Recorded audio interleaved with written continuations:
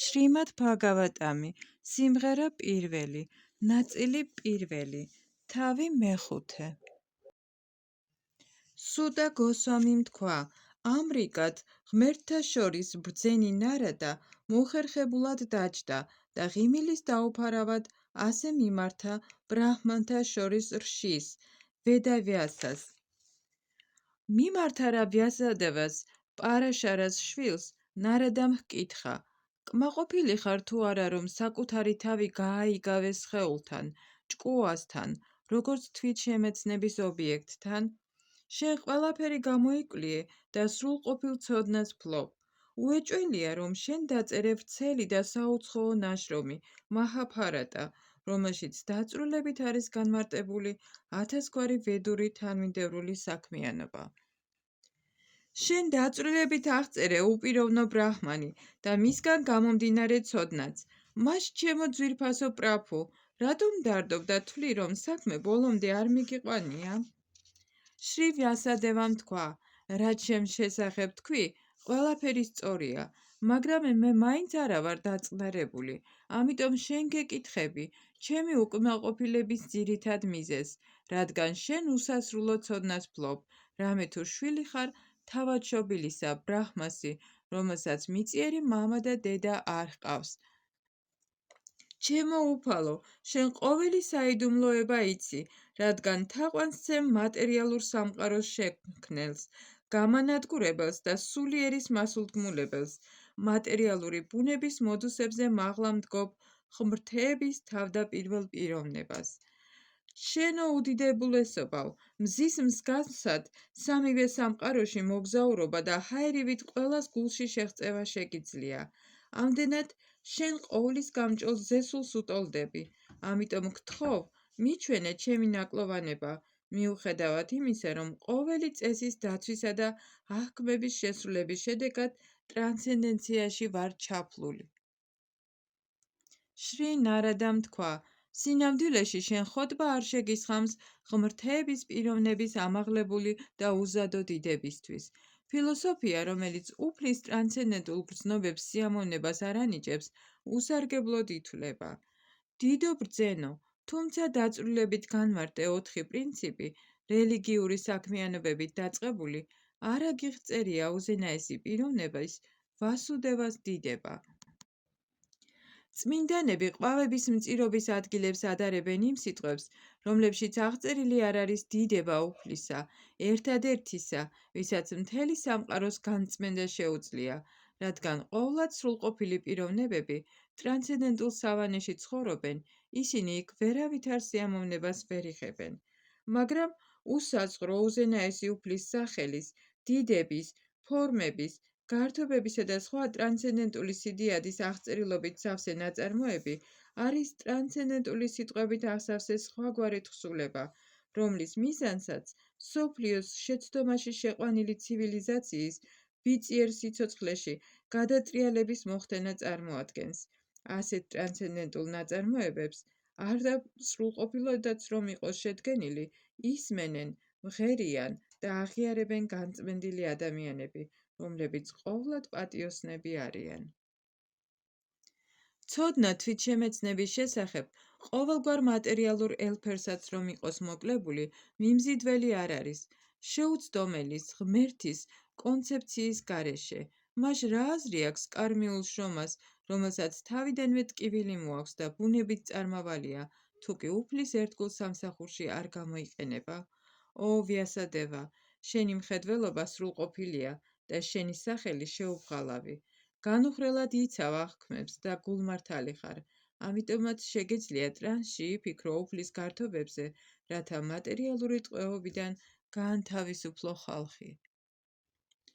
ყველაფერი, რისი აღწერაც შენ გსურს, რაც უფლისგან განცალკევებულად არის დანახული, უბრალოდ ურთიერთქმედებს სხვადასხვა ფორმებთან, სახელებთან და შედეგებთან, რათა აღაგრძნოს ჭკუა, როგორც ქარი არხევს ნავს, რომელსაც ნავსაყუდელი არ აქვს. ბუნებით ხალხი განცხრომას ესწრაფვის და შენ 1000-გვარად წააქეზე ისინი რელიგიის სახელით.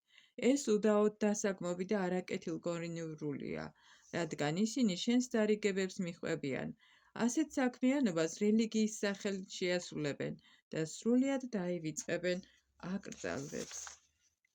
უზენაესი უფალი უსაზღვროა, მხოლოდ უაღრესად გამოცდილი პიროვნება, რომელმაც მიატოვა მატერიალური ბედნიერებისთვის განკუთვნილი საქმიანობები, იმსახურებს სულიერი ფასეულობების ამ ცოდნის გაგებას. ამიტომ, შენოუდიდებულესობავ, უზენაესი უფლის ტრანსცენდენტული საქმიანობების აღწერით, ტრანსცენდენტული შემეცნების გზები უჩვენე მათ, ვინც მატერიალური მიჯაჭვულობის გამო არასწორ გზას ადგანან.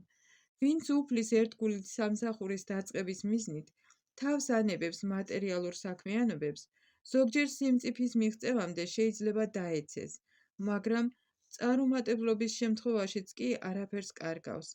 მეორეს მხრივ კი არაერთგული, სრულყოფილადაც რომ ასრულებდეს დაწესებულ მოვალეობებს, ვერაფერს მიიღებს ამით.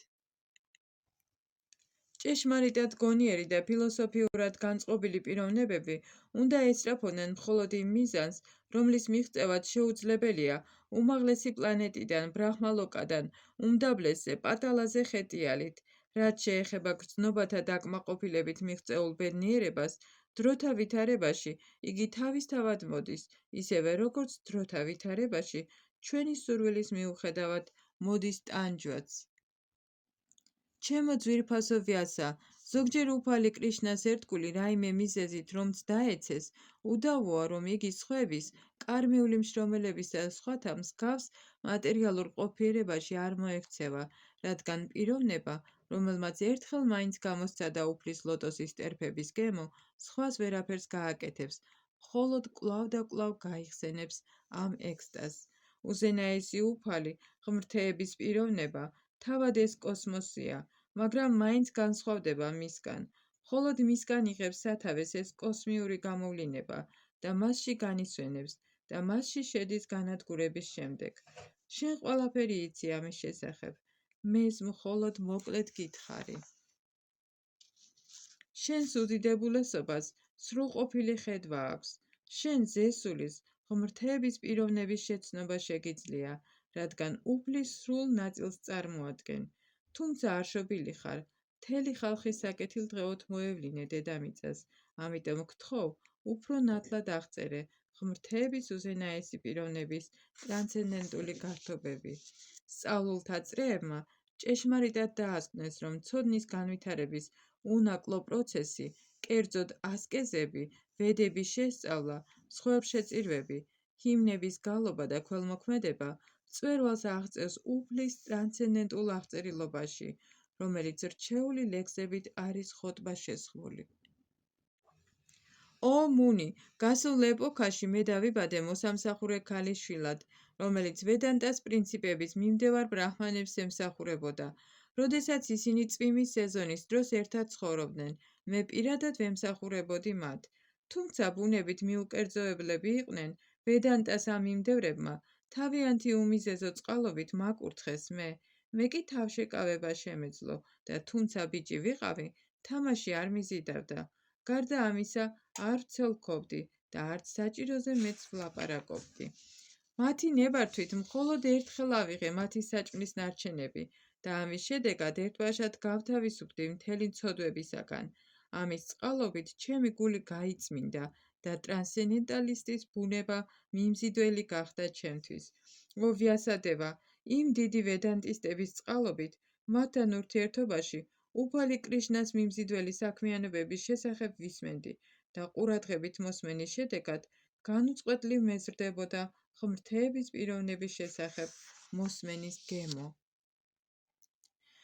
ო დიდო ბრძენო, როგორც კი ღმრთეების პიროვნებისადმი სწრაფვა ვიგრძენი, შეუნელებელი ყურადღებით შევუდექი უფლის შესახებ მოსმენას და ჩემი სწრაფვის ზრდასთან ერთად თანდათანობით მივხვდი, რომ მხოლოდ უმეცრების გამო მივიღე ეს უხეში და ნატიფი საფარლები, რადგან უფალიც და მეც ტრანსცენდენტულნი ვართ. მე ძალიან მივეჩვიე ამ ბრძენებს, მორჩილად ვიქცეოდი და მათი სამსახურის შედეგად მთელი ცოდვებისგან განვიწმინდე. გულში ძლიერ მწამდა მათი, დავიმორჩილე გრძნობები და სხეულითა და ჭკუით განუხრელად ვასრულებდი მათ მითითებებს. წასვლისას ამ ბჰაქტი ვედანტებმა, რომლებიც უაღრესად მოწყალენი არიან საბრალოთა მიმართ, მომცეს ყველაზე საკრალური ცოდნა, რასაც თავად ღმრთეების პიროვნება ასწავლის. ამ საკრალური ცოდნის საფუძველზე მე ნათლად გავიგე ყველაფერი შრი კრიშნას, ყოვლის შემოქმედის, მასულთქმულებელისა და გამანადგურებელის ენერგიის ზეგავლენის შესახებ. ამ ცოდნით მასთან დაბრუნება და პირადად შეხვედრა შევწელი. ო ბრაჰმანო ვიასადევა, სწავლულებმა დაასკვნეს, რომ ყოველი მღერვალებისა და გაჭირვებისაგან თავის დახსნის საუკეთესო სამკურნალო საშუალებას საკუთარი საქმიანობის უზენაესი უფლის, ღმრთების პიროვნების შრი კრიშნას სამსახურისადმი მიძღვნა წარმოადგენს. ო კეთილო სულო, ხომ მართალია, რომ დაავადების გამომწვევი მიზეზი კურნავს ამ ავადმყოფობას, თუ კი წამლად იქნა გამოყენებული? ამრიგად, როდესაც ადამიანი ყოველ საქმიანობას უფლის სამსახურს უძღვნის, იგივე საქმიანობა, რომელიც მის განუწყვეტელ ტყვეობას იწვევდა, შრომის ხეს ჭრის. უფლის მისიის შესასრულებლად ამ ცხოვრებაში გაწეულ ნებისმიერ შრომას ეწოდება ბჰაქტი იოგა, ანუ უფლის ტრანსცენდენტული სასიყვარულო სამსახური და ის, რაც ცოდნის სახელით არის ცნობილი, თანმხლები ფაქტორი ხდება. შრი კრიშნას ღმრთების უზენაესი პიროვნების განკარგულების მიხედვით, მოვალეობების შესრულების შედეგად ადამიანს განუწყვეტლივ ახსოვს უფალი, მისი სახელები და მისი თვისებები. მოდით ყველამ ვიგალობოთ ვასუდევასა და მისი სრული ექსპანსიების პრადიუმნას, ანირუდჰასა და სანკარშანას დიდება. ამრიგად, ის ხედავს ჭეშმარიტად, ვინც ტრანსცენდენტული ბგერითი განსახიერების სახით სცემს თაყვანს ღმრთების უზენაეს პიროვნებას, ვიშნუს, რომელსაც მატერიალური ფორმა არ გააჩნია. ო ბრაჰმანო, ამრიგად, უზენაესმა უფალმა კრიშნამ ჯერ უფლის შესახებ ტრანსცენდენტული ცოდნა მომცა, როგორც იგი ვედების საკრალურ ნაწილშია მოცემული, შემდეგ სულიერი სიმდიდრე და ბოლოს მისი ინტიმური სასიყვარულო სამსახური. ამიტომ გთხოვ, აღწერე ყოვლისშემძლე უფლის საქმიანობები, რომლებიც ვედების ვრცელი ცოდნით შეისწავლე, რადგან ეს დააკმაყოფილებს დიდი სწავლულების წყურვილს და ამავე დროს შეამსუბუქებს უბრალო ხალხის გაჭირვებას, რომელიც ყოველთვის მატერიალური უბედურებებით იტანჯება. მართლაც არ არსებობს ამ გაჭირვებებისგან ხსნის სხვა საშუალება. თავი მეექვსე, ნარადასა და ვიასადევას საუბარი. სუტამ თქვა, ო ბრაჰმანებო, შრი ნარადას დაბადებისა და საქმიანობების შესახებ მოსმენის შემდეგ, ვიასადევამ, ღმერთის ინკარნაციამ და სატიავადის შვილმა შემდეგი რამ იკითხა. შრი ვიასადევამ თქვა, როგორ მოიქეცი შენ, ნარადავ, იმის შემდეგ, რაც წავიდნენ დიადი ბრძენები, რომელთაც მეცნიერული ტრანსცენდენტული ცოდნა შენს ახლანდელ დაბადებამდე მოგცეს? ო ბრაჰმას შვილო, როგორ იცხოვრო ინიციაციის მერე და როგორ მიიღე ეს სხეული დროთა ვითარებაში, ძველი სხეულის მიტოვების შემდეგ? ო დიდო ბრძენო, დრო ყველაფერს თან დგავს, მას როგორ გახსოვს ბრაჰმას წინა დღეში მომხდარი ამბები ისე, რომ დრო არც შეგხებია? შრი ნარადამ თქვა, დიდი ბრძენები, რომელთაც ტრანსცენდენციის შესახებ სულიერი ცოდნა მომცეს, სხვაგან გაემგზავრნენ. მე კი ასე მომიხდა ცხოვრება. დედაჩემს ერთადერთი შვილი ვყავდი და იგი არა მხოლოდ უბრალო ქალი, არამედ მოსამსახურეც იყო. რადგან მე მისი ერთადერთი ნაშიერი ვიყავი, მას მზრუნველობის სხვა საგანი არ ჰყავდა, მას სიყვარულის ჯაჭვით დამაბა. მას ჩემზე ზრუნვა სურდა, მაგრამ რადგან დამოუკიდებელი არ იყო, ვერაფერს მიკეთებდა. სამყარო უზენაესი უფლის სრული გამგებლობის ქვეშ იმყოფება. ამიტომ ყველა ხის თოჯინას გავს, თოჯინების ოსტატის ხელში. 5 წლის ბავშვი ბრაჰმანთა სკოლაში ვცხოვრობდი. დედის სიყვარულზე ვიყავი დამოკიდებული და სხვა ქვეყნები არ მენახა.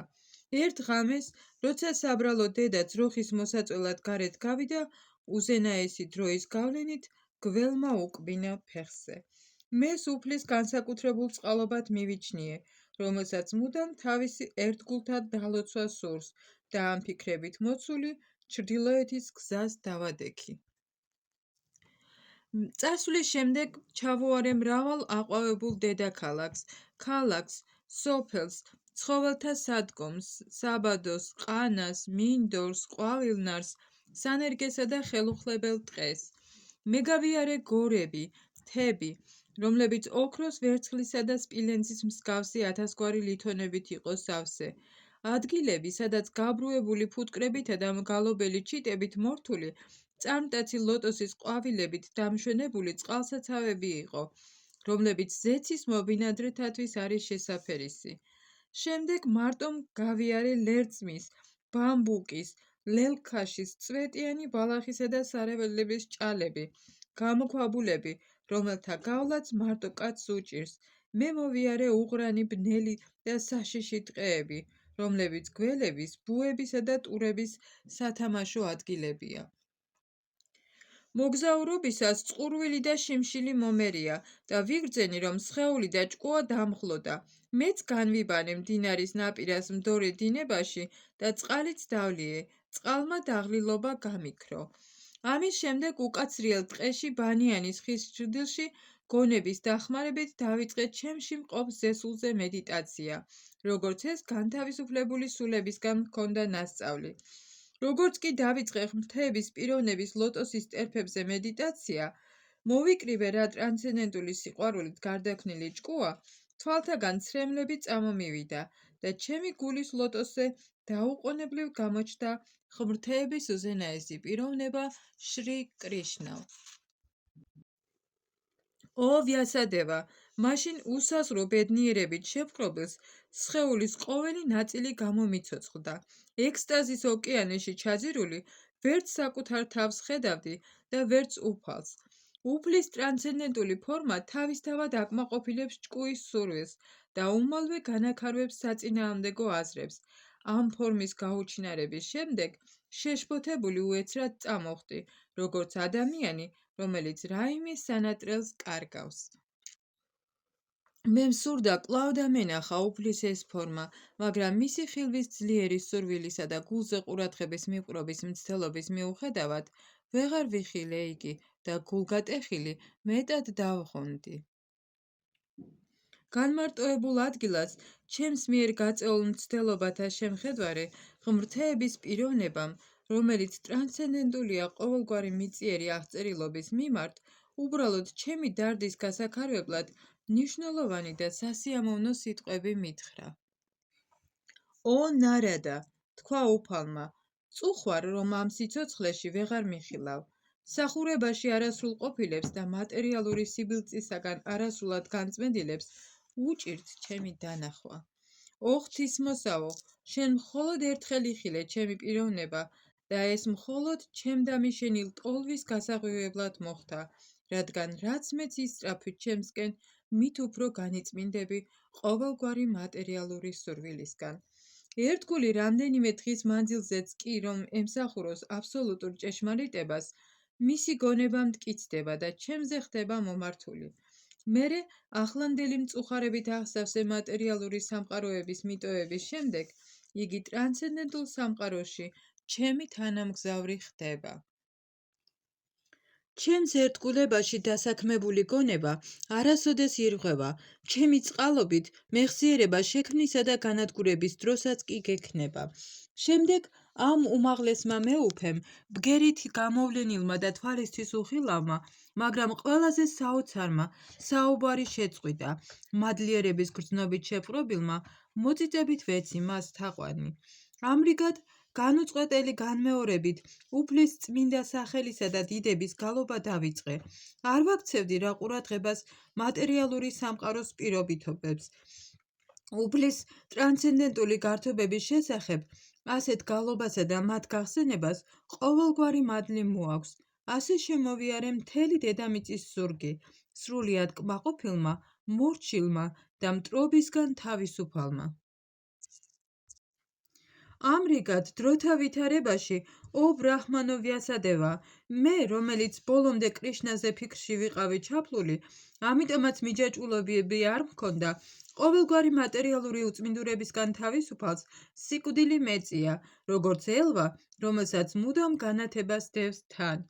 ღმრთების პიროვნებასთან ურთიერთობისთვის შესაფერისი ტრანსცენდენტული სხეულის მიღების შემდეგ, მე დავტოვე 5 მატერიალური ელემენტისაგან შემდგარი სხეული და ამით შეწყდა შრომის ყოველი შედეგი.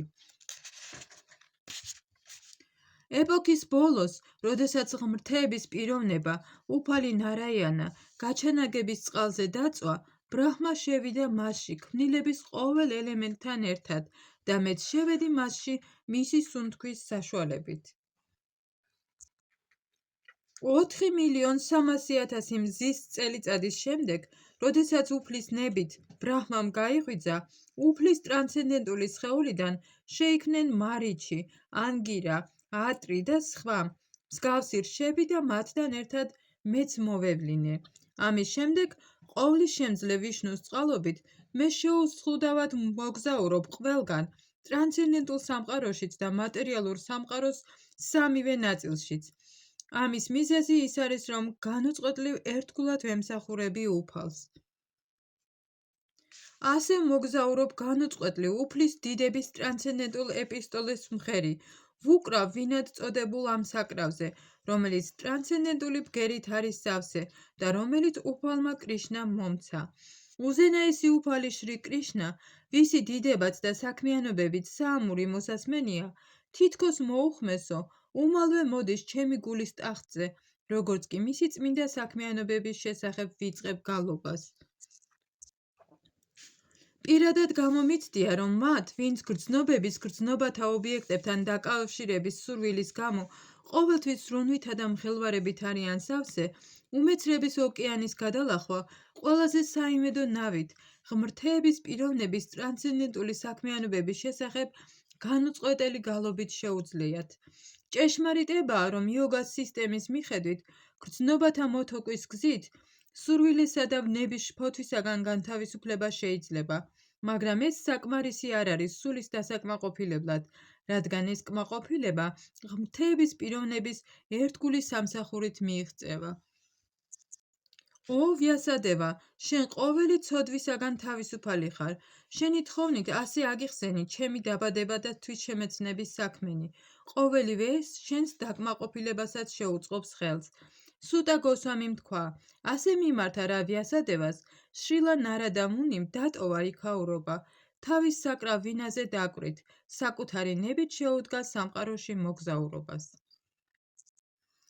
დიდება და გამარჯვება შრილა ნარადა მუნის, რამე თუ იგი ხოტბას ასხამს ღმრთების პიროვნების საქმეებს, ამით თავად ტკბება და თანაც სიცოცხლეს მატებს სამყაროს ტანჯულ სულებს.